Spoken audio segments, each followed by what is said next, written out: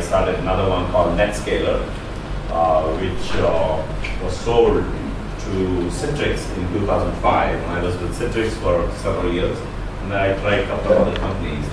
And I also worked with this amazing entrepreneur.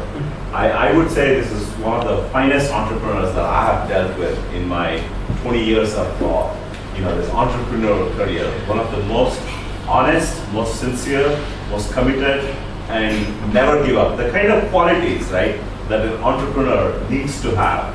And Sharad, most of you know, Sharad actually founded NetMagic in its original form. I'll have him speak about his company in its original form, and then he literally cold called me back in 1999, and we went through several iterations of modifying the business, and he never gave up, right? So he even came to my US house, and then he convinced me that this is the right thing to do, and I was so excited actually with his energy, the passion, and commitment that he had. And I came and met with his team. It was in a very tiny office. Off of Federal Road, Tardeo. And so I wrote the first check, and I got a whole bunch of other people in Silicon Valley, and he got the funding from eVentures and all, and this company went on, and last year had a very successful exit, selling to NTT. And so this saga essentially just continues, and I'm right now on my own angel fund called the Kaj Ventures. The Kaj actually has two meanings. So the one version of the Kaj is Karthik, Akshay, Anu, Jagadeesh. So those are all my family members. So it kind of worked out. And in Sanskrit, Kaj actually means treasury. Treasury. It's like treasury, right? They also say Kamkaj karo. Kaj means work, business. Oh, Kaj is also business. Kaj is another name. Kamkaj here. Yeah. So it sort of worked out well, and I have a bunch of companies. I'll share all those things with you. I have about like 4 or 5 companies. I typically invest in companies where I can add value. Usually I take a board seat. And I work very closely, just like what I did with NetMagic. And my goal is not only making money, but to create lasting entities. So that's the goal. Sharad? So thanks for the introduction. I don't think I deserve what Jagadeesh said, but so we were fortunate to have Jagadeesh. So like many of you here, I started NetMagic in 1998, but came up with a business plan to set up internet data centers, inspired by what Exodus had done in the US. And so the right person, actually, many people don't know this, but I actually met Jagadeesh and Chandra at a Thai conference in Delhi in 1998 or 99. And I think it was 98. And I remember that, why I remember that clearly is because that it was in December, and the fog, it took me like 2 days to get back to Mumbai, right? So I still remember that flights kept on getting cancelled. Now the systems are better. They have these landing systems. But in 98, 99, they didn't have. So Jagadeesh was just on his way out from Exodus. And Exodus at that time was a $25 billion company. And they had given the control of their company to a woman CEO from IBM, who later on took the company a little down. These two had obviously made a fantastic company. So they had kind of exited from Exodus, and Jagadeesh wanted to recreate something like that in India. And I probably happened to be at the right place at the right time, facilitated by Thai. So met Jagadeesh there, and then we kept on we emailed follow-ups, and finally I met him in '99 at his residence in November '99, and we then decided to invest. At that time, eVentures was investing in a lot of .coms, and the guy came up with a business plan saying that look, I can host your .coms. So they said, okay, this is like a good idea to do. They decided to invest. So Neeraj Bhargav and Sandeep Singhal from eVentures decided to invest in it. Sandeep then later on went on to found Nexus. And so when he bought over eVentures, and then invested again into Nexus much later. But one of the biggest challenges we faced was within 6 months of starting NetMagic, the entire .com bubble crashed. A lot of our customers, mostly funded by ventures, because they were the only ones we were giving credit to, they were ventures funded. They didn't pay our bills, so we had to write off a lot of bad debts. But then we just kept at it, organically built a company till about 2006.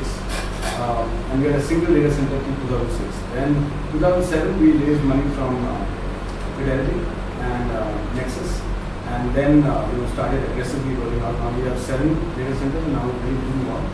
And we host all the major internet-centric companies like Flipkart, Make My Trip, Yatra, Cleartrip, Verse, Myntra, and of course a lot of enterprise customers as well. So now the business is well hedged. There's an e-commerce bubble. It will impact us, but we won't have to worry about it. So there was a time where actually we went to the stage, we had like 25 lakhs left in the bank, and we're running a capital-intensive data center business. So I actually invested some personal money, but I didn't need it because when the company turned around. And Jagadeesh, was the chairman of NetMagic till last year when we sold to NTT. I continue. A lot of people think I've exited. I'm not. And one of the reasons I've not responded to you is that I have a 3-year commitment to NVIDIA finish one, but I may continue even beyond because they've given me a lot of freedom to actually. So one of the things we started is an innovation center in Bangalore. So my co-founder Jayabal runs that. That aim is to work with startups and give them a test environment on our cloud and also introduce them to customers. And the startups we work with are those that can add value to our business, so we can take them to the market. So we work with already in an ad hoc fashion. We worked with 4 or 5 companies. We worked with Net Monastery for security services in Bombay. We worked with CloudByte in Pune. We're trying to introduce their stuff in cloud. We worked with Scale-Up. Scale-Up and CloudByte have been funded by Nexus. So we also end up recommending these guys to, if we think we're going to work with them, then we obviously want to make sure that they're stable.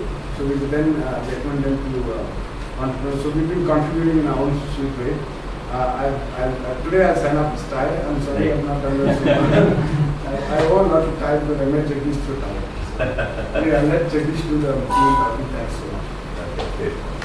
Like a reward for an extra bonus reward for being in a record. Which he doesn't mind anyway.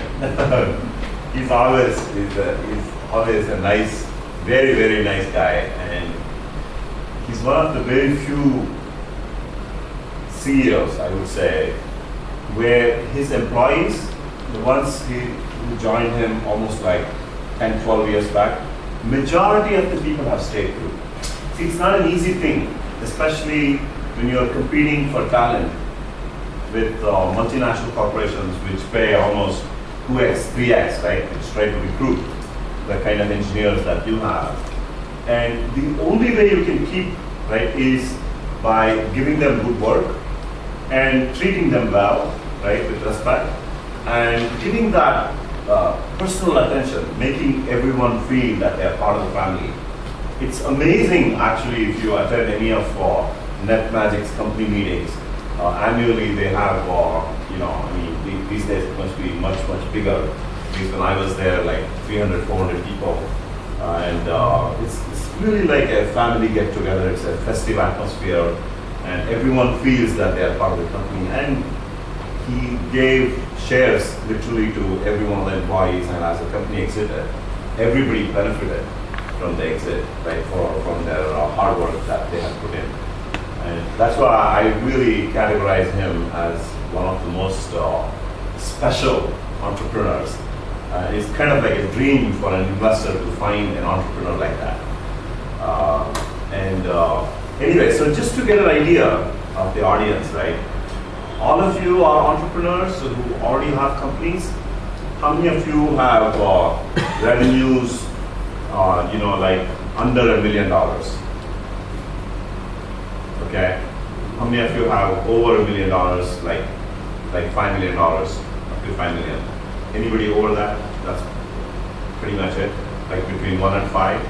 And how many have just started, like in the thinking process, how to start companies?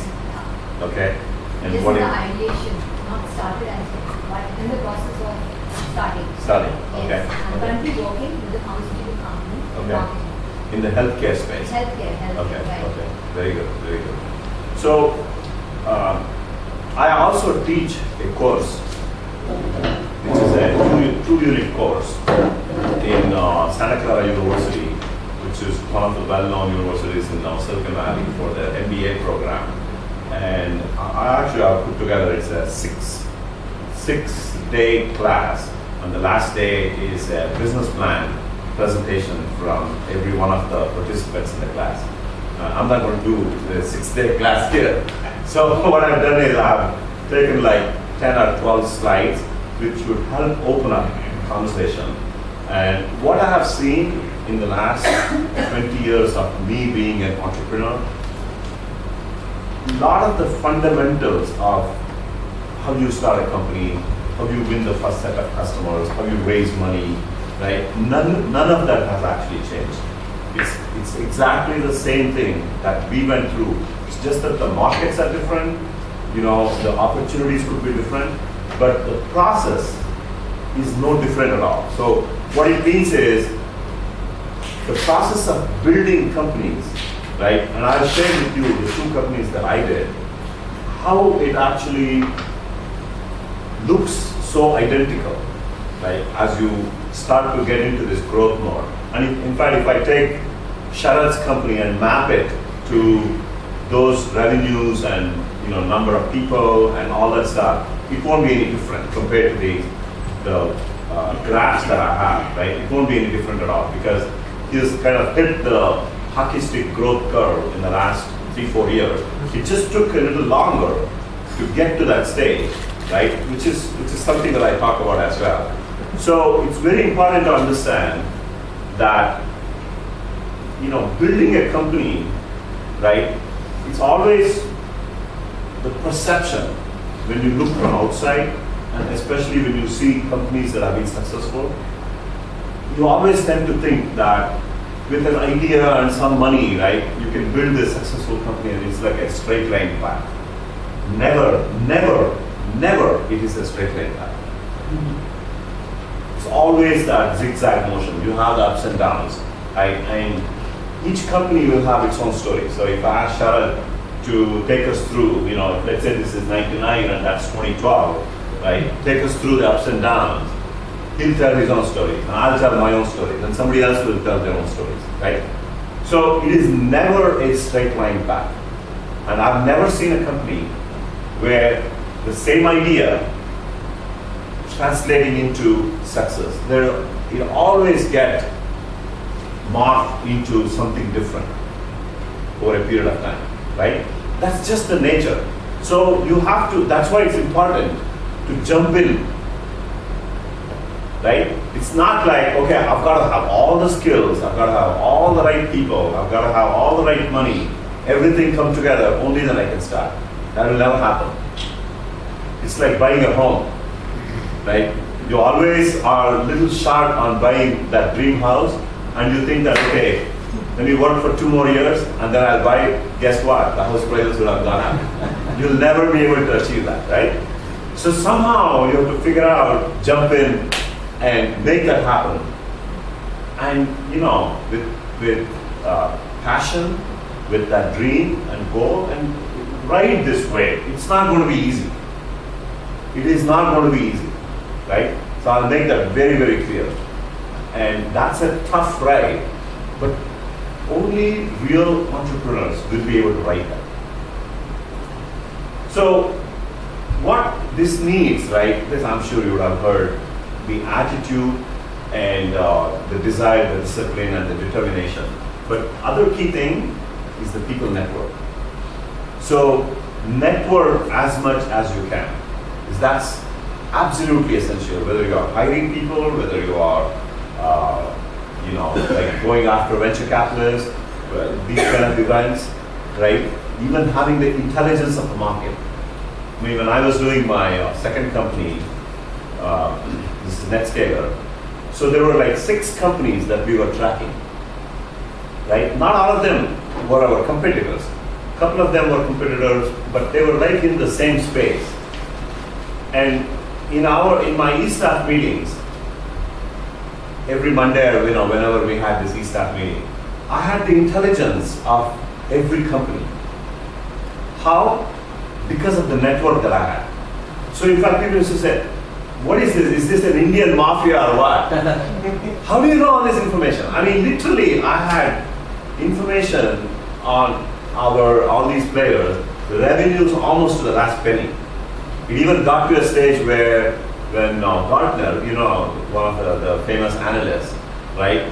Gartner basically placed us in this magic quadrant, placed us on the left corner, which is not a very desirable position to be in, right? This is innovator or something.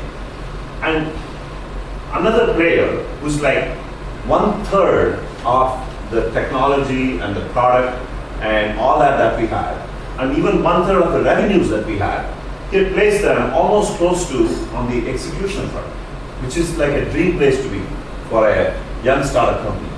So I called up the analyst and I said, why did you place those guys over there and why have you placed us here? He said, you guys don't have the execution, whereas they have the execution. I said, what do you mean they have the execution? Oh, they have more revenues than you have. How do you know? Oh, they've told me how many boxes they have shipped. I said, that doesn't mean they have the revenues. So I got into an argument and then finally I said, look, I will open up the books for you. Can you go to them and have them open the books? Okay? Have them open the books. I'll open up the books for you. You just check, and I'm telling you what our revenues are, and I'm telling you what their revenues are. He said, no, I don't believe you. I said, okay, let's open up the books.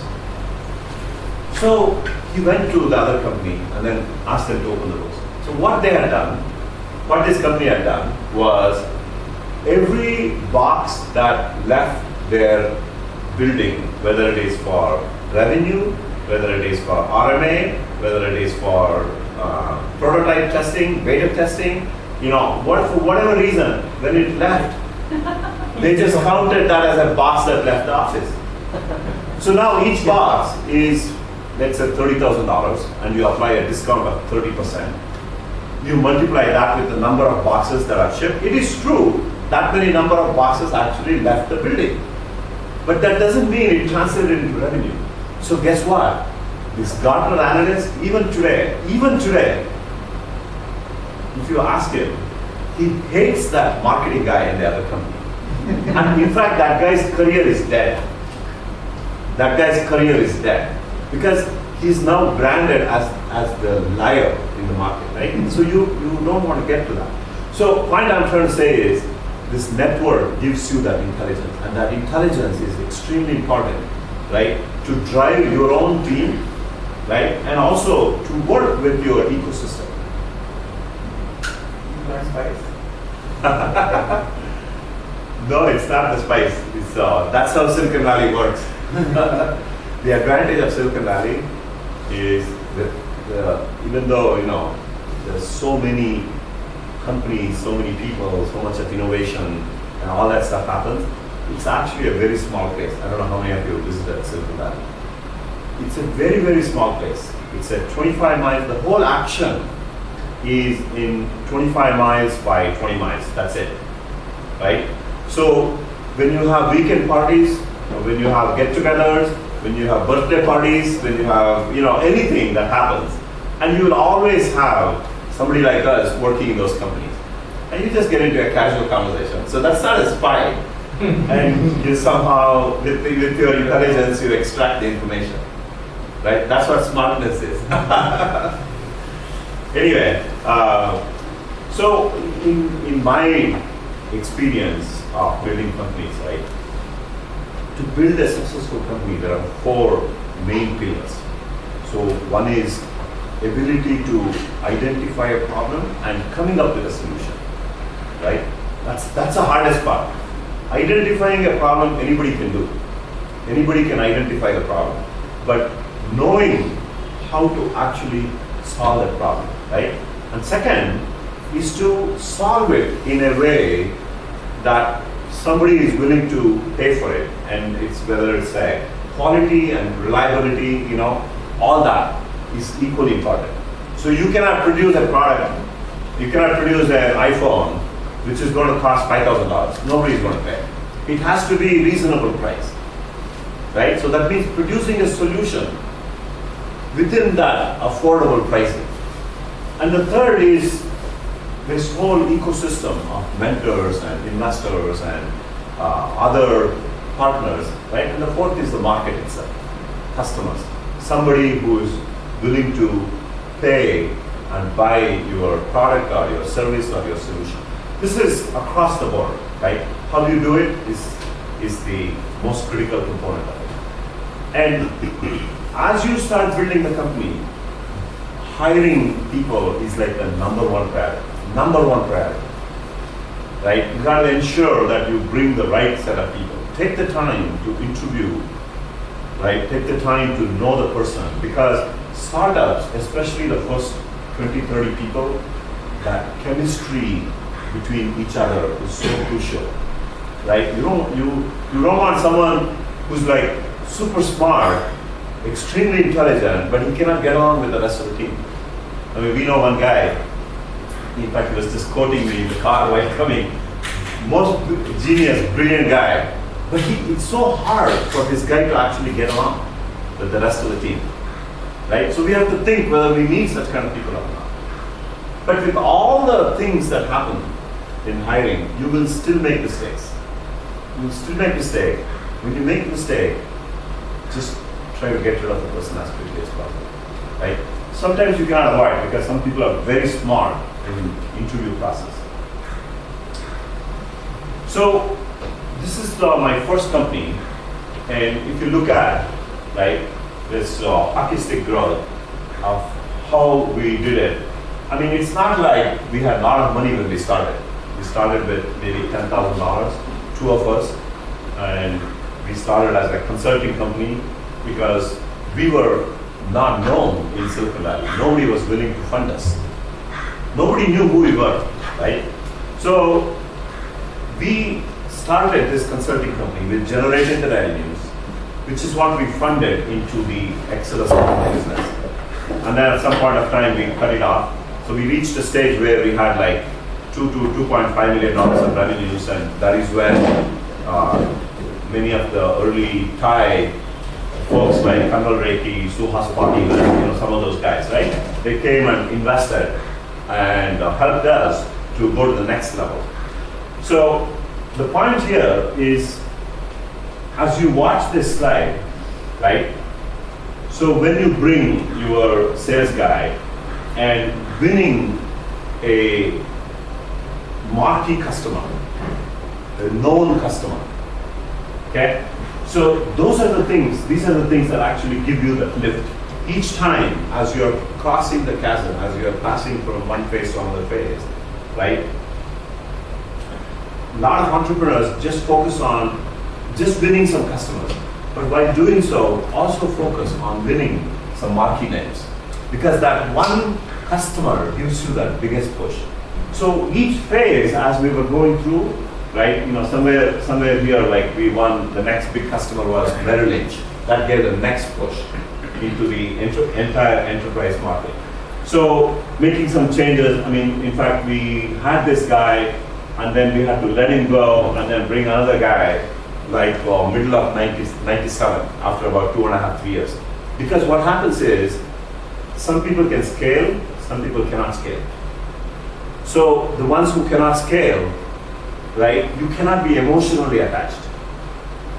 You have to, because at the end, if you don't make those changes, you will not get to this kind of curve, right? You'll be stuck because they just don't know how the next phase of the company operates. So some people are very natural in picking up the next challenges, and some people, they just cannot. It's okay. So what you do is, either you ask them to report to the next guy, or if he's resistant, then you just have to let him go, right? So in the best interest of the company, and we did that even at NetMagic as well. We had to go through, similar phases. So this kind of, if you guys want, I'll leave the slides with you. You don't have to take notes here, right? So this kind of reflects the changes that the company has to go through from time to time, right? These are all the changes that company has to adapt itself based on market conditions, based on customers, based on our own, issues and so many parameters. You're changing the company, you're shifting the company. Now, you look at, the key thing in this slide is the uncertainty phase. So the uncertainty phase, from the time we started to the time we ourselves felt, okay, this company has some legs, right? Looks like this company at least has a possibility to survive and do well. It took us 3.5 years to get to that stage. Until then, you have no idea. You have no idea that we will actually be successful. Honestly. Has it shortened as of date? No. In fact, in this case, I would say it's almost 7-8 years. It's longer. Yeah, so if you look at this company, the next company, uncertainty phase there was about 5 years. Is it okay to assume that this uncertainty phase is usually longer in India than Not necessarily. I think it depends on the type of business. It depends on, the kind of people that you have who help you to penetrate, right? So there are companies in the valley which have taken 12, 13 years and still not sure whether it's going to make it. So there's this company called FireEye, which is a security company. And they started back in 2003. Until 2 years ago, which is 2011, they had no clue that this company was going to make it.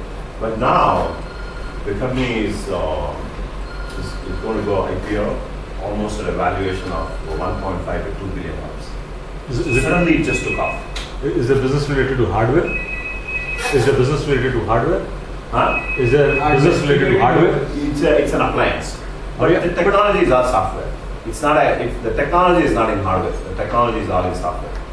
Okay, so they don't do any IP hardware, because hardware companies and any companies which are like do firmware and stuff like that, it takes a lot of time. This one, it just runs on a standard Intel motherboard. Okay. And the whole technology is in software. There is no special hardware component of it. See, so if you have no clue, then how do you last so long? So it's in a way, if you see from a rationality, it's madness, okay? From a rationality. Right. Very but good. there is that entrepreneur's passion. Very good question. So like, how do you, logically, from your heart, how do you take that call? No, I should do it. So when I said no clue, it's not like, no clue at all, right? You're believing in something. You're believing, like in this case, right? We were believing that in Netscaler, that's what happened.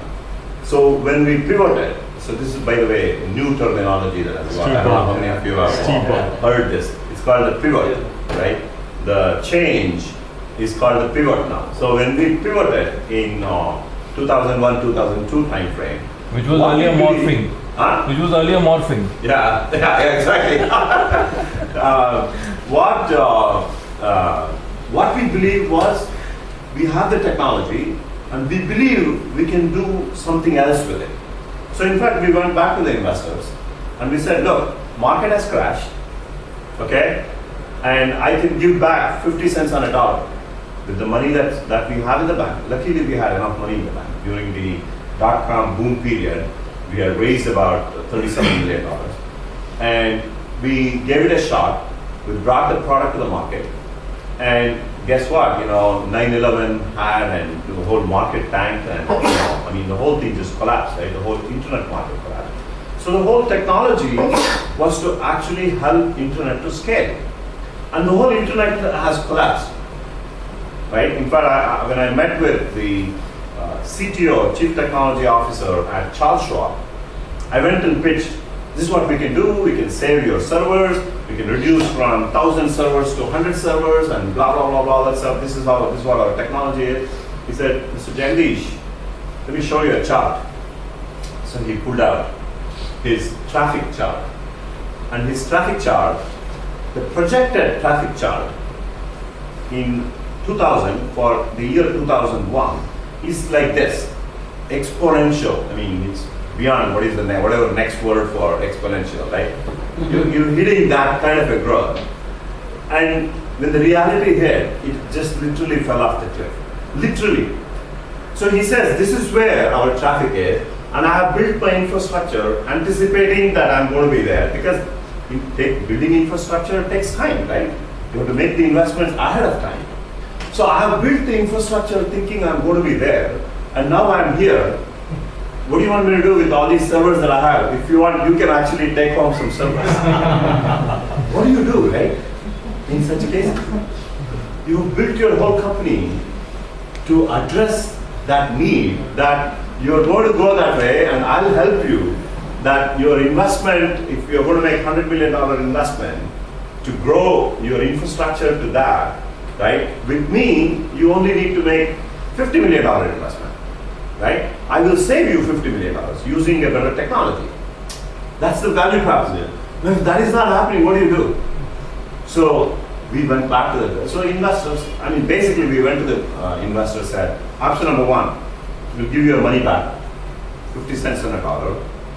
Option number two, we're going to morph ourselves into something very different. Option number three is we'll come up with some, new functionality which we believe the market would need. Okay? So new product or new functionality. So the board said, go ahead, because they believed in us. They said, go ahead, build this new functionality, let's take it a chance. If it works, fine. If it doesn't work, fine. Right? We already invested, we've cut the check, and if you can make it, that's fine. I mean, that was the beauty of venture capitalists, right? So they were willing to continue to take the risk rather than running away and thinking that, okay, give me 50 cents on a dollar and I'll be happy with it. So if they had done that, I would not be sharing this story right now. So that's what happened here, okay? And some of these key things, just see how things repeat, right? So just like how we won Hotmail, we won WebEx here, and then we won Google, and we went on to win eBay and Amazon and Merrill Lynch, and I mean, incredible number of customers that started to deploy the NetScalers. In fact, even in India, Sharad brought the first customer was this media company. And so he was a user of Altion web system, which was a very well-respected product. So I kept telling Sharad, I have a better product. You got to use my product. He says, yeah, I've heard this before. Because he doesn't have resources, right, to test a new product. And something is working well, he's happy about it. So there was one customer who got into some kind of a security. Media Cloud. Yeah, so they had there was a cricket series, there was an ad network. The India, I don't know, India, Pakistan, or what it was, some major cricket series, and they didn't have they could not, at that time there was no cloud computing, so there was no scalable infrastructure. So they needed a solution to scale, to be able to handle the load. So we had some tests, from Jagadeesh, I got a couple of test boxes, and I deployed them. And it worked. And they just solved the problem. So yeah. Then we became fans of NetScaler. We're one of the largest in India. Deployed with more than 40 or 50. Yeah, they're pretty much standardized on NetScalers today, right? So you got to wait for that opportunity, and you don't know when it will come, but you have to keep doing your job, right? You keep pushing him, keep telling him this is what we do, these are our customers, this is the problem we solve. So one day it clicked. It's asked, in most of the cases you hired the VP sales after about 3 years. So I had another guy here. I had one guy, I had to let him go. Okay. In fact, this one is a very interesting thing. Why did you wait 3 years before you hired the over here, right? here as well as Exodus? In Exodus also you hired the BD guy later. The second guy. Okay. We had a first guy Okay. who kind of brought us to Okay, more senior guy. one phase. Yeah, exactly. Yeah. Here it was slightly different. This particular guy was a fairly well-known VP of sales. I really waited almost 8 or 9 months. It just so happened that the boxes that he was selling was typically like under $1,000. So where I went wrong, right, was I got carried away by his past success. I got carried away by the charm that this guy had and the profile of this person, right? So I waited for almost 8 or 9 months to convince him to bring him on board. And I had to let him go in less than 9 months. And it was a very hard conversation.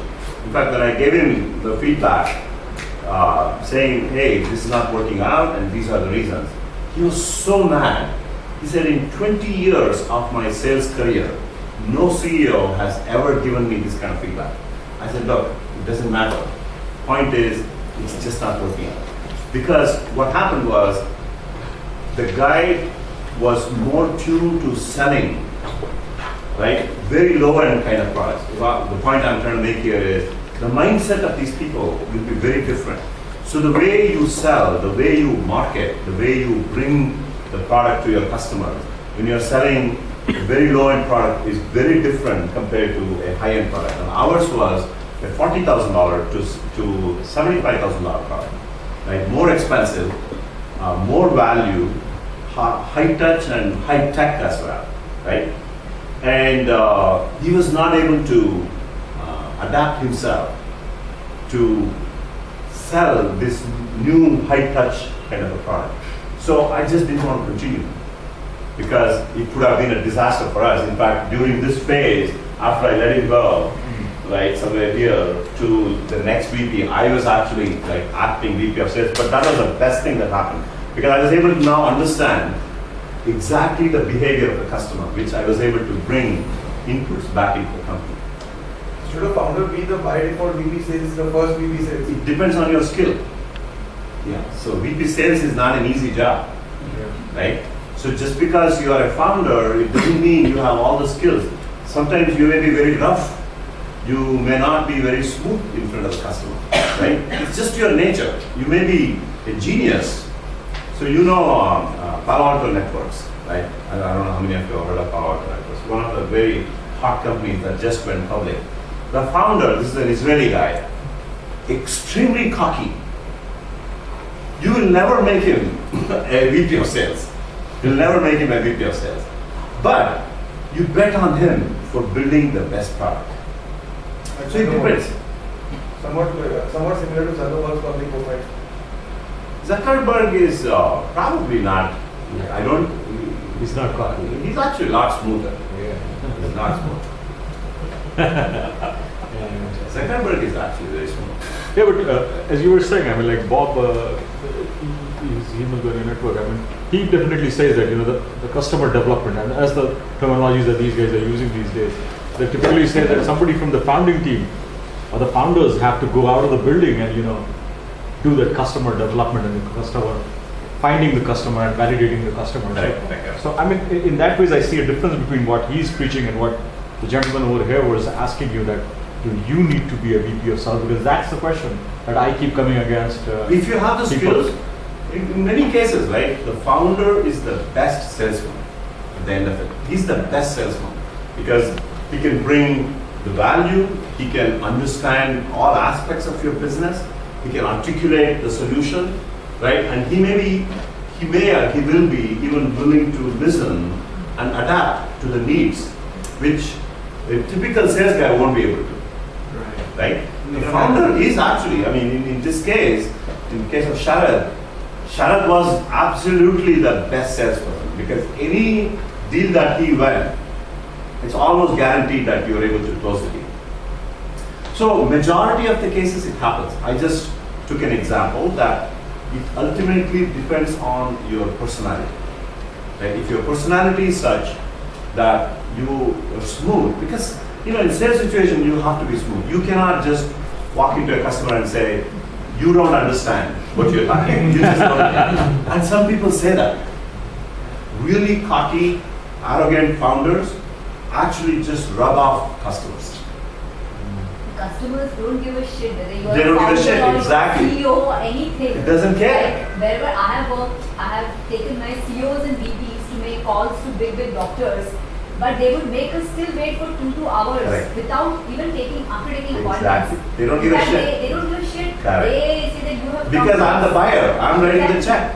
Yeah. And after meeting they give just 2 minutes. Yeah. And you cannot have your CEO, I'm the CEO of the company, you know. Yeah, so you cannot show any attitude. Nothing. Because they make it very Absolutely. clear. If you have Absolutely. come to our And in doorstep, fact, so many times, you go all the way and the meeting is cancelled. they don't Yeah, give oh us my the God. Meeting is cancelled. Yes. It has happened to me. That happens in the US as well? Oh yeah, absolutely. Absolutely. You know, people's behavior is exactly the same. Yeah. Is Right. it? But I've heard The that only it's different difference- abroad and No. in India it's different. I thought it was No. more professional. I mean, definitely. The only difference, I'll tell you, the only difference is the ability of the customers to accept new solutions and new products. The tolerance level is higher. They got In more money. India, we are still, very scared of trying out new things.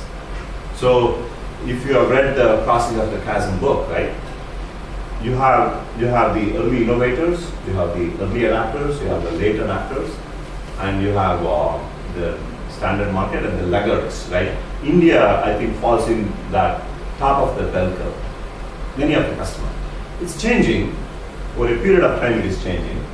And that is, in my opinion, that I think is the characteristic of the Indian buyers. So that's why, by the way, it is not necessarily true only for India. So that is the reason as to why every company, right, when you are trying to bring it global, you want to make it successful in America first. Because if it is embraced in America, then it becomes much easier, including, I was just telling someone, including art of living. If you look at an art of living, right? Art of living, before it became famous in India, it actually became famous in America. Same with yoga also. So it is yoga also. It is more It came from famous. us, but now that America has embraced, now the whole world is Exactly. adapting Yoga yoga. embraced it and now it's become very famous in India. Yeah. It's It's just just we had such a high current account deficit. We like to import a lot of stuff. Even our own stuff. So same thing, changes. We'll move that slide down so we can't see the title. That's true. Yeah, thanks. Okay. So it just shows the changes that the company has to go through. So this one is, as you scale, for many of you this may not apply, but for someone like Shaz, right, who's going through this whole scaling of the sales, marketing, how do you generate the leads and things like that, right? Now, when you move to the next level, how do you basically now create leads coming in, people calling you in, right? So efforts that you need to do, what you need, what is very different compared to the focus that you have. Now, when you get to the next orbit, it's equally important for you to continue to innovate because you cannot just sit on your laurels. Whatever the first product you have, you cannot say, okay, I've got everything now set. No, because what you built here has become a commodity. So you have to constantly reinvent it. Like in his case, right, they started with initial data centers and email and all these turnkey solutions. Now, after he got to the second and the third orbit, now he had to come back and reintroduce cloud-based solutions because he always wanted to keep that lead because Reliance came into the market, Sify came into the market, Tata's came into the market, right? So he just cannot sit on the laurels because they were commoditizing the pricing. So he said, hey, I'm going to now bring this cloud-based solutions. And the team did a superb job, leveraged Steve Ballmer. So Microsoft had this big event like 4 years ago. And his guys essentially teamed up with Microsoft and then got a stage presence and then co-launched with Microsoft. That gave a tremendous validation and publicity for the company, right? This is the kind of things. And suddenly it put NetMagic. Yeah, it was co-location, data center business. Yeah, sure, they do it, but they are the pioneers. in cloud for the first time in India. Okay, so things like that, you have to be constantly reinventing. So this cycle, it's like you move from one orbit to another orbit, right? So constantly, you watch, for example, Cisco. So where they started to where they are today, look at all the product lines that they have introduced, right? How they have scaled. Things like that, right, is something that you need to keep in the back of your mind, especially as you're scaling. Yes. Then it goes on to B plus, C plus. The cycle repeats, you're saying. Yeah. Just because when we are innovating, we're getting the customer for feedback. Then that B plus product validation and all, that would be a very small orbit as such. Because it's based on all the learnings that have come in the past. yeah. So is it that they will be much shorter, not that important? No, but then you will have different challenges. You will have challenges of when you're bringing the next product. How do you integrate with your other solutions that you have, right? You cannot just like randomly, like in his case, you cannot just introduce a cloud-based solution as a completely independent solution. It has to be tightly integrated into your existing solution. Like if I'm customer A and I'm already using NetMagic for services A, B, and C, and now I want to use cloud. So he needs to make sure that it's all like tightly integrated into one single network management platform, right? So things like that. I mean, same with Cisco, when they brought router and switches, in the beginning, they were like completely independent products. The user interface on this is very different, user interface on that was very different. People were frustrated. They were just yelling, what the heck is this? Right? I mean, that means it's two different products. So I might as well buy some other switch. Why should I buy Cisco switch? Because it's not integrated. So they also, it took a while for them to realize and then start, that's when they started the whole network management group to pull all these things together to give a unified look. This innovativeness, what you're talking, should come after you have achieved a certain Certain level level. of business. Correct. But what about like we are always told that when you start off itself should be innovative, isn't it? You should have something as your selling point, and that's when you are able to attract customers. Correct. So, but what you are saying is after achieving certain, then you'll be innovative. No. This is the first innovative phase. This is the first innovative phase. So what I'm saying is it repeats. Okay, yeah. Keep on having something new Exactly. and different. So this is the innovation. So without innovation, You become Nokia. why would anyone? Yeah, right. Why would anybody come to you? A plus, no getting A plus. Yeah. So like when Apple came up with the iPhone, it's not like the smartphones did not exist. BlackBerry dominated that market, right? Nokia had a product.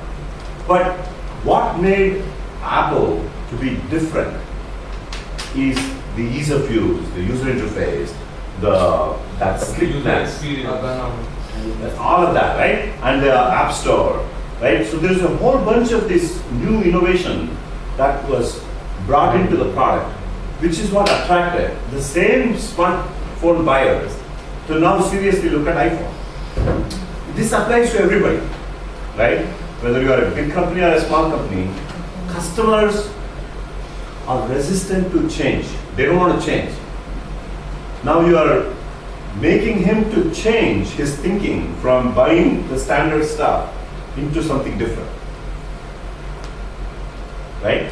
So that is where a startup company differs. Now, this is where the innovation that you have, the uniqueness that you have, right?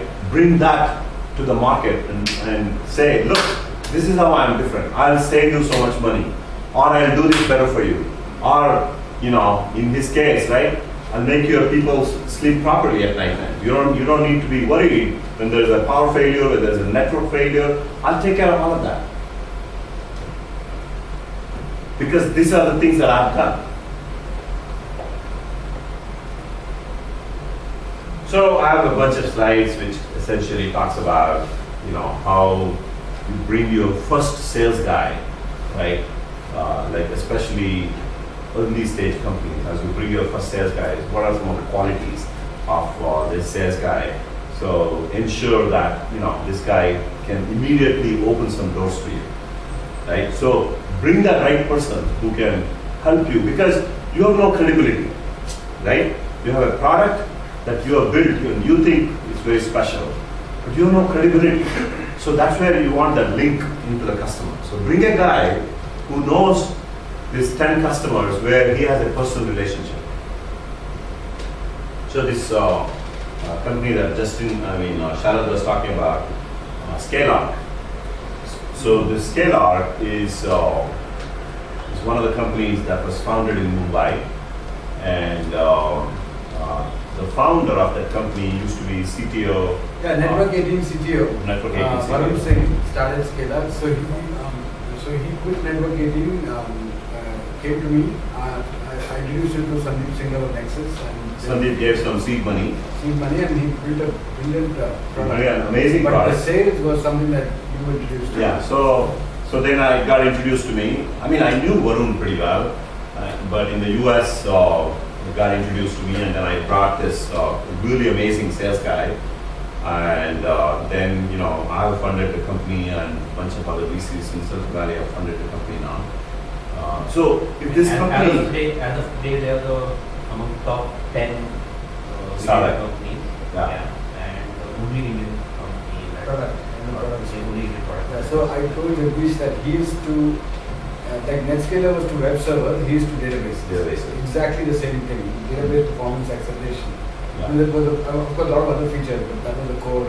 But more importantly, this company's success is very important because this can change the image of India. That's true. Because Product. India has always been known for services, which is a project-driven services, right? Not this kind of services. This kind of services is a product-based services. There is a lot of innovation and all that stuff. But project-driven services is like, okay, tell me what I should do next. Okay, here, I'm done. Now it's up to you what you do with it, right? That's the mindset that this... Entrepreneurs versus coolypreneurs. Yeah, what is it called? Coolypreneurs. Yeah, coolypreneurs. Like that. Coolypreneurs, right? So from that, right, we have to change. And then what happened was that got extended where multinational corporations with product definitions in the US or elsewhere, they started to use the technical resources. Still, it's not very different, but to some extent, right, it is. Because this company, the idea originated here, the product was built here, the early validation actually happened in India, like Yapka, NetMagic, and like 7 or 8 customers that validated the product in India, and now we are bringing this into global markets, right? So for those of you who are like in tech field infrastructure, there is a company called Checkpoint. Checkpoint, which is one of the very well-known security companies, basically originated in Israel. And that was the first company actually that was built in Israel, and then they moved to the US into global markets. Okay? And it's a multi-billion-dollar corporation. So that's what led to this whole Israel movement of starting a whole bunch of tech companies in Israel and then moving them into the global markets.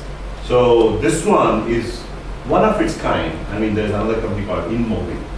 InMobi is a much bigger company. Already they're like $100 million in revenue or something like that. So you need companies like this, right, to give that next push to India that, hey, we can also produce real technology companies and bring it to global markets. What is it that is there about Israel? There are so many Tech companies, product Jews, companies. because military. Because everybody works in military. The security is very... Security. So many of the original companies were all security companies. And so their military technology is far advanced. Far advanced. There are government incentives also. Intelligence. There are government incentives also in Israel. Huh? There are massive amount of incentives also for startups. But incentives is a different issue. But first, it's a knowledge, right? I mean, going back to my slide, right? Ability to identify the problem and ability to solve the problem. So that's the number one criteria.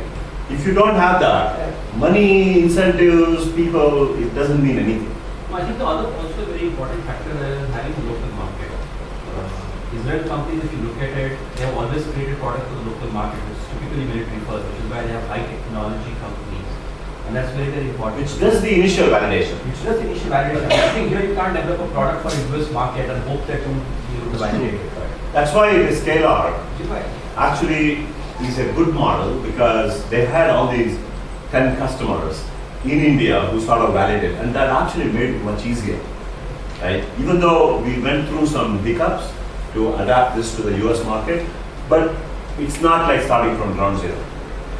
As on date, are you a big believer of relationship-based selling over benefit-based selling? In the beginning, when you say relationship, the relationship only opens the door. That's it. And then it has to be benefits-based. Yeah. So to get in front of a customer, right, to say what you have built is an extraordinary thing. How do you get an opportunity? Right? Because if I'm a potential buyer, I get 20 calls a day. Like in case of Sharad, he gets 20 calls a day. Which one does he take? Which one does he not take? Right? So somebody who is known to him, he sort of vouches. So now he trusts that guy. He trusts him. He said, he has told me good things in the past. So let me give a chance. Because he does not want to waste his engineer's time for every company that is knocking on the door. That is assuming that you are not doing anything disruptive. You are actually one amongst the herd. If you are doing something disruptive, then they might want to just give it a try. Because Even otherwise. No, but if you say it's, I'm getting a network infrastructure, so we have Cisco, pitching, so you tend to then use the relationship factor and look at what was done past record, right? And what kind of support provided in support. But if it's something disruptive like on cloud, then we are willing to go the extra mile working with startups also to look at that. So it's a combination of, I would say, relationship, but it has to be benefits based to sustain the long run. And what's not? Okay, so these are slides that talks about channel and compensation. And in the beginning, right, when you hire this sales BD guy, right, obviously you don't have a product. So compensation for a sales guy cannot be just based on the revenue that he brings, because you don't have revenues. So I don't know how many of you heard of this terminology called the MBO. MBO stands for Management by Objectives. So you set the objectives and you manage these people by objectives, and then you compensate them.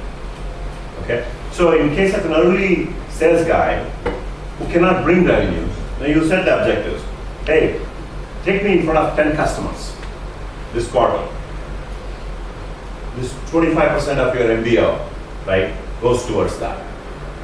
Get me to evaluate your product. I'll give you another 25%, right? So depending on your business, you set these objectives and then you incentivize the sales guy. Otherwise, your sales guy won't stay with you. Because a sales guy has to make so much money because he's got his lifestyle, right? He's not going to come and work for you for no cost, no money, and just on the shares, right? He wants the shares, but he also wants his money to lead his lifestyle, right?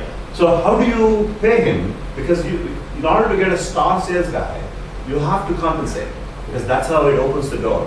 So these are some other ways when you don't have the product that brings the revenue. Until the time the product actually gets to a stage where you generate revenues, you have these other forms of compensating the sales guys and business guys to help you win the early set of customers. So it kind of gives you an indication of. So one of the other key things, right, is not to ignore the marketing functions. So especially those of you who are in technology business, marketing is actually very crucial. So somehow we always tend to think that engineering and sales, those are the only two things. It's not, because you will start reaching a stage where sales will start to hit the wall. Because you start knocking on the door, the customer doesn't even know who you are.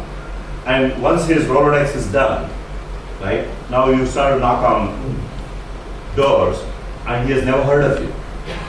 So somebody should have done the work behind the scenes to create that awareness of the company. And that can be any kind of things. It can be conferences, it can be, worst case is like putting an ad in Times of India every day. Right? That's like the dumbest thing. Really, I mean, it's like really the dumbest thing to put an ad, because an ad in the newspaper is something that most people don't even see.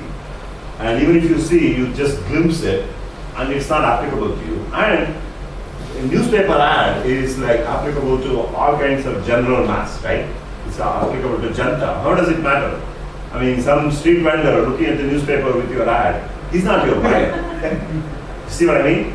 So the smartness is really figuring out how do I actually tap into the exact buyer and marketing it. That's where you pay top dollars to the marketing guys to figure that out. In fact, in Sharad's company, this marketing guy, in fact, this is the guy that I had brought. In one of the board meetings, he came and he presented this whole plan. Budget was like $350,000 to start advertising. I said, no way. I'm not going to allow you to spend even a penny on advertising. Because it just doesn't make sense to advertise that way and blow up your money. The only time it makes sense when you do it.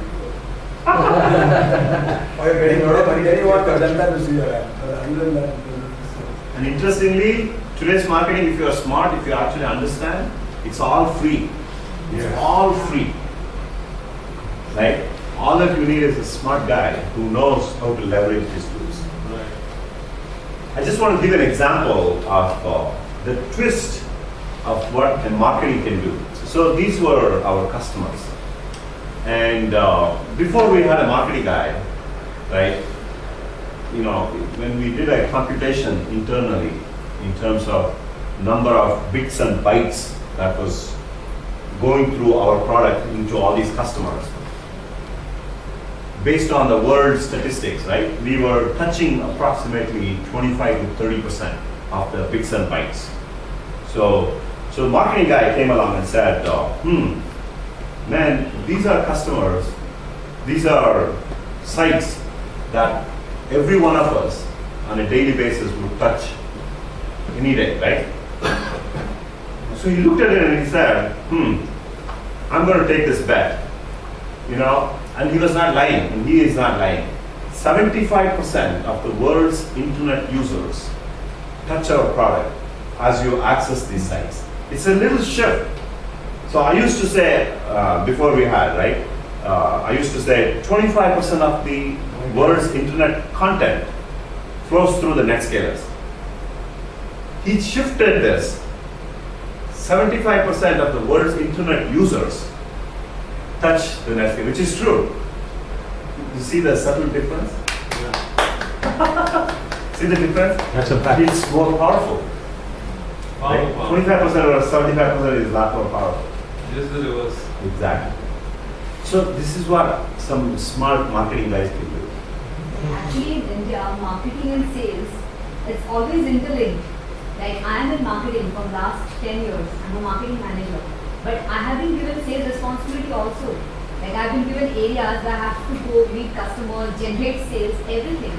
So it's not like hardcore marketing, it is a combination of both. In India, that's how it this was is. the first Yeah. thing that Jagadeesh did for us. Yeah. I still remember when we were setting up the company. That time, we were, in a small office. He drew out this entire chart of what are the various functions of marketing. Yeah. Till that time, I thought marketing and sales were the same. Both are same. I didn't even know the difference. So one of the first things we did was to understand that. So when we started itself, for every product that we have a product specification sheet. All the various functions that you mentioned are now well defined, but most Indian companies don't. And hiring guys for that post, like product management or one is the toughest thing to do. That's one of the weakest. We don't have the weakest step. That's one of the reasons we don't They have. have it, but they'll ultimately put you into market. No, so Work and generate sales. what we've done now is we have a separate marketing team with all these functions and a separate sales team. The sales carries the actual revenue targets. Product carries only their product market share and all that? No, they carry the product target, but they don't end up going and selling. So they have a dual structure. How do you defend somebody who tries to deflect the blame? They say, oh no, they didn't sell it well. They say, oh, the product was running on top. That's sorry, this is your target. You have to figure out, you have to work well with the sales team, but part of it is interpersonal relationship. Okay. You have to go sometimes to help them sell. Sure, what would be the targets for marketing folks? No, so for example, let's say we have a target of say 400 crores for the overall company. So VP of sales will carry a quota of 400 crores. That will be divided into regions. So the sales targets are based on regions. The marketing guys, let's say 5 products make up these 400 crores. So each of these marketing heads get a target for their product. So that's it's a matrix structure, and both will end up totally with the same It's target. typically more FMCG or a consumer durable. That's what we've done. It may not be the only way. What kind So of for example, let's say I've got a cloud product, we've got data center co-location, we've got bandwidth, we've got managed services. So we split the product into entire revenue. So we did a business plan saying how much, based on past trends and funnel, etc. We figured out how much will go to each bucket. And so this 400 crore target was split into these 4 or 5 buckets. That is what the product carries. Sales doesn't carry any product specific target. Sales carries overall. They have to sell. Whether they sell 10% of this, 20% of this, and now the marketing, the product guys are coming up to me saying that even give sales some product products. Right? But so far we kept only product guys carrying the product products and the sales guys carrying overall. So the managed services guys, in each of the managed services are then split up as further. So let's say the target of 100 crores, he will split it 25 crores in managed security, 25 crores in managed network and things like that. So at the end of the day, there's a matrix structure and they work as a team then. So earlier what happened was we didn't give the product team any targets. So sales would sell, product would really not, they would not work in tandem. Now because the matrix structure both are working, it's in both their interest to sell. So they both. You don't see blame games. No, now we don't have any. So what if you were a one product company? How would you then distinguish and how would you then assign targets between the two of them? It would essentially map to the same target. It would be map to the same target. So how do you, as in what kind of Features based. So Features based, right? Huh? Features based. Not features based. So if it's just a single product, all that you have is just one product. And your quota is based on selling that product. So then what you do is you take your sales and you start dividing them based on geographic regions, dividing them later on by vertical markets. No, that's okay. I mean, you can That's do how it that is. however you want. But That's how it is. what about the marketing function? How do you map that on? It is mapped. So marketing is intelligent. It needs to have the intelligence to determine whether your product is ready to be sold in this vertical market or not. So if let's say you want to go after healthcare markets, right? Now what will you do in the healthcare market? I'm going to take this product. I'm going to now start figuring out who are all the healthcare customers, right? I'll list out 100 customers. Now I'll get a lead sales guy who has sold to that healthcare market, right? Now you take this product and for some reason the product is not ready for the healthcare market. All this investment that you've made, right, is just going to go waste. Now you have to wait until the product gets ready. Whatever, I mean, there may be some needs of integrating into some medical device, some data that you need to gather from some device in order to make your product work. We don't know. That's what the marketing has to do. Figuring out for that market, am I ready or not, before you make the other investment. Same thing with geographic regions, right? So say for example, in a data center case, right? Bombay power behavior is very different compared to Delhi power behavior. Very different. Now, if I may be charging my customers based on certain assumptions of how much of diesel generator that I'm going to use. I go to Delhi, the whole thing just flips. That means I'm using diesel generator 25 times more than I'm using here. So who's going to fund that? You cannot just charge at the same rate, right? So you have to think through. Otherwise, you will put your company to red very quickly. So these characteristics of geographic locations for each product is what you need to understand as marketing.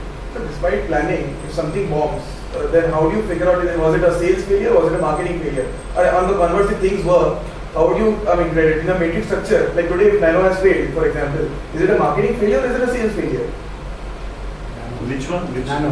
I'm just giving an example because it's Oh, related to our business also, how we would analyze it. Nano. Was it a product failure or was it a sales failure? It's a product and a marketing failure. Positioning was wrong. It's a product and a marketing failure. If is Nano a failure? In certain cities. But it's popular in Bangalore. There's no Whatever target that they I think that is are short term. Yeah, I mean, you're right. Actually, I have not seen a single Nano in Bombay. But Bangalore is pretty popular. Huh? The distances are very high here, and Nano is not very good at long. Here. Yeah, which is one of the reasons why Nano. It's not accepted by the public, in short. It's a lot by the production, very large volume actually. So that's a marketing failure. If let's say Nano introduced, they created all these sales dealerships, investing tons of money and marketing here, and not even studying the requirements. That means people drive minimum 25-30 kilometers. You cannot sit in that congested car with no air conditioner for 25-30. The temperature is very different here. Right? If you don't think through all of that and then brought the same car that is sold in Bangalore where the weather is a lot milder and distance is shorter, that's the stupidity of the market. So what you have to do is you have to bring those functions into the car and introduce in a different way. I'm asking you because as startups, when you analyze your work, this thing, Absolutely. you think should I hire a better sales guy or was the product itself worthy to be pivoted now? Sales guy will do what is sellable. You cannot blame a sales guy for a product that is not sellable. So that's why it's your job first to make the initial sale happen. Right? It's the initial sales needs to happen through the initial set of people. And show that I can actually sell. Then the sales guy will come and then give you the multiplier effect. Or if the sales guy will be the CEO himself doesn't know and just forcing it down my throat. It is a problem. So these are the things, right, that goes behind the scenes. You don't even see when a decision is made. Say in America, right? I mean, when we introduced our product, intentionally we did not go into certain markets. We didn't go into China. We didn't go into Eastern Europe, right? There's certain reasons because we were afraid that you go to these places, who knows, product will be copied. We didn't want to expose that kind of stuff. And we came to India, we sold initially like 10, 15 customers because we wanted to give exposure to our engineers, how to deal with customers, right? And then we put a stop, unless it came from NetMagic. We didn't want to sell on our own. So these decisions are made behind the scenes. It doesn't happen after you enter the market. It would be foolish to decide that. So that's why this slide is very appropriate for that. That's the fine line between the success and the failure. So if you look at companies that have succeeded to companies that have failed, right?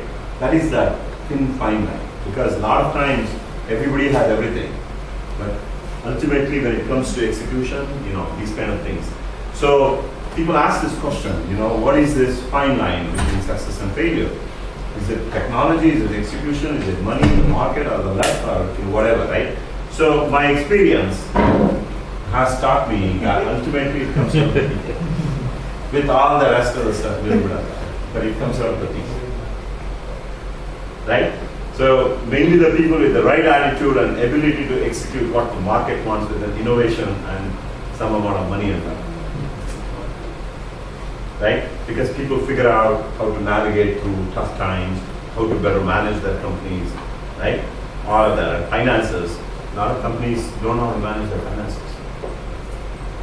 So bottom line is idea is only 15 to 20%. Execution is the main. 80 to 85%. Right? The companies that don't focus on the execution, you may have a killer idea, doesn't mean a squat at the end of the day. So this is all from real life experience. 20 years for me, 12 years for him, Bashar. So our job is to help you guys, help you avoid making the mistakes that we made, so that you don't make the same mistakes. Yes. This is the question with Sharad actually. You think it could have been? I just don't mean in terms of when I ask this question. The context is not really in just terms of money. It's in terms of as an entrepreneur, you want to see change also happening faster, right? I mean, do you think that you would have achieved your targets or what you wanted to do in life if you were in the Silicon Valley rather in Mumbai? Oh, people feel it very easy there. The grass always looks greener on the other side, right? I think no. I think see, Silicon Valley has obviously great opportunity. You don't have government issues that you have in India. You don't have people delaying the payments that you have in India. But you at the same time, you have so much competition. There's so many more innovative companies there, right? Here we had only to compete with Tata and Reliance, right? That's not so difficult as so competing with 20 different, Rackspace, AWS. Now of course they all come to India, but competing with the global major is much, in my opinion, much tougher than competing with some of these larger companies. Like they don't have as much innovation as a smaller company would have. And the entire startup culture not being as prevalent when we started kind of helped us. So yes, sometimes you feel that if you had been in the US, you would have scaled it faster, grown bigger, etc. But at the same time, it made, you could have been beaten by 10 other companies as innovative or as creative as you. So I think there are pluses and minuses of both. But of course, you will be competing. The biggest challenge we have here is only the government. Right? So for example, we announced the entity deal in Jan. It took us 7 months to get government approval. In the meantime, 1 month before the government approval, the DoD announced that all my revenue, 8% of that, which is essentially my bottom line, my net profit, will go, most of my net profit has to be revenue shared to the government. So they announced in June, he's an ISP, he knows. On 29th of June, we closed our deal with entity on Jan 25th. Then August 31st, we got FIPB clearance. On 29th of June, they announced that you have to do 8% revenue share, not profit share, not tax. It's whatever revenue you have, 8% goes to the government. So what is left of the bottom line, just by in a data center capital intensive business, EBITDA is great, but bottom line after depreciation is in that range. And so overnight, so we had in 3 months, by July 31st, we had actually split the company into two. We had a overseas STPI registered company which STPI benefit went. So we took that company, we moved our Kodo and managed services business in that because that's not licensed. And only bandwidth business we kept in our parent company which is licensed. And we had to go through 1200 customers and bifurcate that bill. Just imagine what pain we went through for 3-4 months. And then thanks to the Indian government that doesn't absolutely understand. We are the only stupid country where we have a VPN license. So I can survive, I can put 8, if I have 8 offices, I can give you internet access in 8 locations without any special license.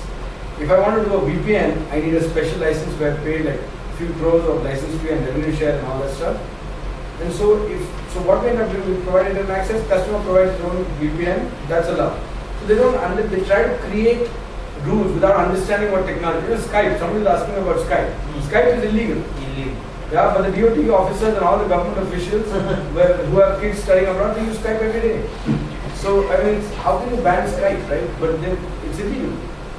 And it is unfair and in a manner the service providers are upset because for them there are all kinds of conditions. They have to pay so much tax, they have to pay 8% revenue share, this, that and the other. And Skype doesn't pay any of that because it's based outside. So the biggest challenge we face is actually the government. It's completely unpredictable. You can have a retrospective tax imposed on Vodafone. They could do that tomorrow to us. Who knows, right? Every major IT company, Infosys. Every day you read the paper, 2,500 crore tax on Infosys. 800 crore tax on WNS. Retrospective. I mean, it's like every single day. Just take the last week's paper and see how many tax demands have come on all the IT majors, right? So that to me is the biggest challenge. I don't think any country has to face what we have to face in You need a chief innovation government officer. None of that is like yes. So that, in my opinion, is the only negative of doing business in India. Otherwise, the opportunities are huge here. It's a growth. I mean, in the US, people complain that it's growing only at 2% and 3%. We're growing at 6-7%, and overall, the market is growing much faster. So there are a lot of benefits being in India. The only negative, I think, is the government. It also hurts when we see those people trying to implicate, generally, I mean, considered to be good CEOs next to me, with the criminalities, where I mean, it's a very dangerous way. So, in the US, there's all these frivolous lawsuits. So, did you face any frivolous lawsuits in your career? We did. Yeah, in fact. They are just before you go to IPO, before you have a big deal with some venture capitalist, and bam, you'll have to get up those suits. So, we, in 2002, after a very rough economic cycle, 6 months of VC presentations, right? Finally, I got Sequoia to invest. And Sequoia, as you know, right, is like the #1 venture capitalist. It's literally like a dream to get someone like a Sequoia to invest in your company. So we get the funding and we make this big announcement. And within like 2 weeks, we get this lawsuit from FI that you have violated a patent on some stupid thing. I mean, it is like the most basic, as you said, it's the most frivolous lawsuit. What do? We could have easily fought this. We could have easily fought because there is evidence in the market that someone else had actually solved the problem. Because it's a common sense, right? It's not them, someone else would have solved. But it just so happened that FI had the patent for that particular thing. And after consulting the board and all that stuff, so we felt that instead of getting distracted to go fight them, right, we just pay some money and got over that lawsuit. Yeah, that's happening between Apple, Samsung, and it happens in India also, just like IPO, all the lawsuits you see in the disclose, everything has been filed in the last 9 months. Just because they are going public, so that's the time they have to disclose and then pressurized to settle. I mean, that's a very good point. It does happen. So you need to have deep pockets. You need to have deep pockets, or you need to figure out, right? So India lawsuit doesn't matter, the legal system doesn't work. It takes 25 years for the lawsuit to settle, so that's why you have probably lesser frivolous now. So sometimes the civil disputes are given criminal angles. Like just like not giving service to somebody, they got 2.5 lakh customers, for example. 1 or 2 customers are saying just then cheated me, they filed a 420 case, 408, FIRs have been filed. There is a criminal trial procedure on which is like lot faster. It's a 2-year procedure. So they can settle something. Okay. One question I have, like you spoke about the government problems in India. Right? Did you face any other challenges with respect to the market or the customers or the acceptance or the mindset? Like how is it here? Like if you were to do business here, is it more acceptable? Can you really make it work? Can you grow your business as compared to abroad, like US and all? US is definitely a more mature market, but then there's the opportunity, right? So you have a mature market, but then you also have a lot of mature players addressing that market. So you're competing with, you don't have anything difficult to differentiate there. Here, while yes, it took time for this entire business is IT outsourcing, right, to a data center. So it took some time. People were worried. Now we are doing cloud. People are worried about security. So it takes a little bit more time. But that because it's happened in the US already. So you can then quote examples and do it. So everything else, I think India is great. I think the only thing, our only black market is the government, in my opinion. And it doesn't matter if it's Congress or BJP. Every time needs to have a government officer. That's right. Question for Jagdeesh. Have you heard about Bitcoins? Bitcoins. Bitcoins. It's a electronic currency, the maximum of $21 million. Digital currency. US based? No, it's like P2P, it's like open source. So that's the next big thing after 3D printing right now. They're trying to have a digital currency rather than have a euro and a dollar and Coins. Bitcoins. This is the one that Amazon introduced, right? No, they have introduced a parallel, their own currency, Amazon. Okay. No, I don't know. Well, because I did read about the Amazon coins. Yeah, that's more hype. This has got more like acceptance. Yeah. Yes. Do you think India is lacking like angel funding? I mean, you said you was an angel investor. Do you feel that there are like a scarcity of ideas that you would like to fund, or ideas are in abundance but you have to choose between them? I think what happens whenever this revolution happens, right, in terms of creation of companies, entrepreneurism, and things like that. Generally, what happens is a lot of entrepreneurs, a lot of people who are potential entrepreneurs, end up with ideas that they think can become big, and there are too many of them.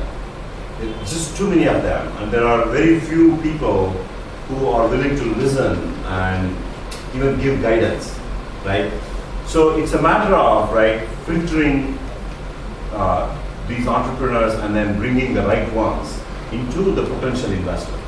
So in the US, if you look at, there are lots of avenues like that eventually lead to a venture capitalist. Because first of all, if you send a business plan to a VC, cold, he will never even look at it. Never look at it. Right? It has to come through some kind of reform. So, which means, in order to protect my reputation, if I'm going to take a deal to a VC, right, I would have done a lot of filtering. So that means if I've seen 10 deals, I might take just one deal to the VC, right? So that itself has helped. I mean, he may not even fund that company, but at least it has reached a stage where it is presentable to a venture capitalist. So what we lack today is that expertise in the form of mentors and angel investors and that other circle of people with whom entrepreneurs, young entrepreneurs can actually interface, get mentored, and then those people should help to go. And so that's one issue. The second issue is most VCs that I've seen, I don't know if any of you are VCs here, most VCs that I've seen are typically finance background guys in India, right? So what happens with a finance background is everything you look at from a finance perspective. Entrepreneurism is not, yes, finance is important. Yes, it's important for you to think through the business model and financial revenues and this, that, and all that stuff. But nobody, I mean, if you go back and look at Sharad's revenue projections in 1999 to what he achieved, I mean, he would not have achieved it, right?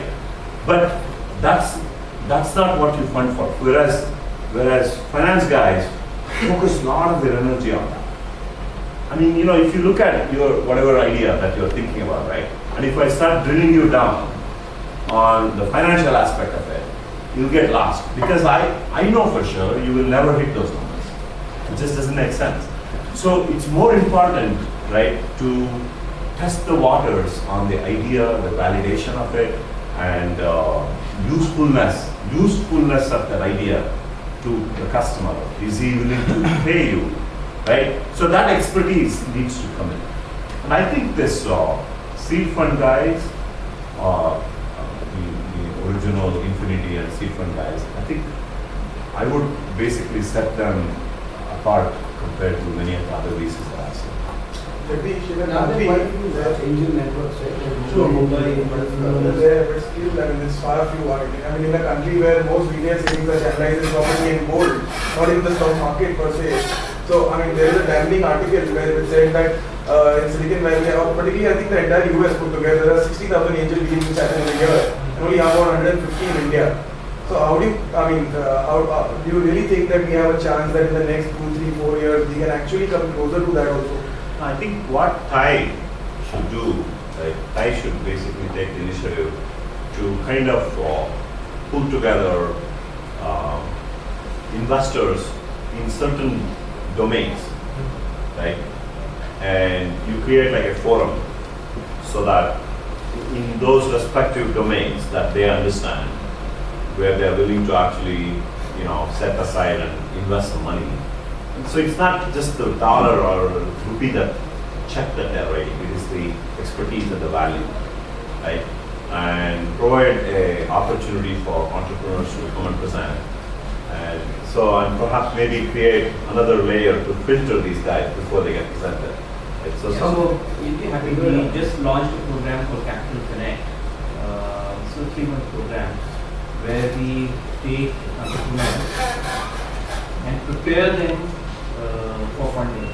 Because the typical challenges which entrepreneur faces is that when they go and pitch, they don't get feedback from VC. And VC comes back and says that, I'm funding or not funding, yeah. Yeah, and VC comes back and says that they were not ready for funding. Yeah. But not ready in the big term, right? Yeah, They want to know what is not ready. Yeah. So what we're trying to do with this program is to actually take them to an entire rope of 3-month program where we get them to be ready for funding and we get them to pitch to the relevant investors. Yeah. So that's the program we just started. The first batch is 15 people that we're mentoring.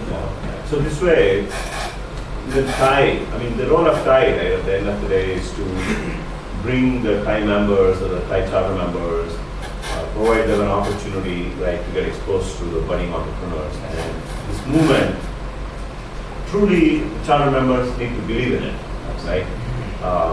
And they need to create this movement of actually creating. That requires amount of time that we need to spend. Like the amount of time that I spend, before I invest myself or I take it to a VC or whoever it is, right? So you need more and more people like that who are willing to basically commit to that. So we have created a panel of our charter members who are not just vetting but actually giving very qualitative feedback on each of these business plans. So everyone will give feedback on each of the business plans. We collate and we take it back to the entrepreneur. Then we take them to figure out as to which is the weak area where they need mentoring. We take them to mentoring for that area before we take it to the real pitching. So this, I'm a mentor at this one, IIM Bangalore. They have some program, right? I-Accelerator. Huh? I-Accelerator program. Yeah, so this is called Next Big Idea. Next Big Idea. In fact, the company that we selected in the competition last year won the prize in the global contest for the very, very first time at UC Berkeley. So this is something that is co-hosted by Intel. Actually, Intel is the main sponsor of this, and UC Berkeley and all that stuff. And so we selected 2 teams all over India, and but this one is more from a social entrepreneurship perspective, right? And so these 2 companies presented along with countries from Russia, US, and Australia, and all kinds of places. So this one team from Delhi, they won the first prize. Now that was like $50,000. So prize money. It's pretty impressive. So if you follow a model, something like that, right? Because that has the ability to. So what they have done is they have lined up, I don't know, maybe like 100 mentors or something, and so they have this contest. And in fact, I just went through. So they assigned like 16 business plans to me, and from the 16, this is the very first filtering. So from the 16, I have to sort of tell. This is worth considering, this is not worth considering. Right? So like me, there are 100 other guys who do the same thing. There were like, I don't know, 2,500 business plans that were submitted. And it just moves through. And then finally, all these guys get an opportunity. IIM Ahmedabad has a very similar thing also. I create. I create rather. Huh? I create rather. I create. I create. Not I create. It's called something else.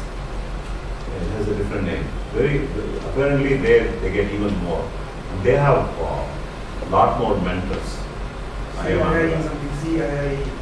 Yeah, CII. Center for Innovation and some excellence. Yeah, that's one. CII. So they have run Village this. Capital on board their accelerator. A guy from US citizen from village capital is always there looking at the startup. Something like that, yeah. You want So, to be an IIM Ahmedabad student only, I guess, for that. No, not really. CII is open to all. This incubation. So why is it based on IIM Ahmedabad? It's just coincidence. Normally, it's like initiative DSP like supporting IIT. education institutes. So it is supported by DSP at IIM Ahmedabad. At IIT Bombay also it is supported by DSP. And at IIT Bombay they want somebody in the main management team who is connected with IIT Bombay. He can be a faculty or ex-student or anyone, but should be connected with IIT Bombay. CII is open to all. That's incubator is open. okay, I think we were meeting, right? So if we don't have any more questions, thank you so much, Jagadeesh. That was very nice. Absolutely. Very nice, and I'll share this presentation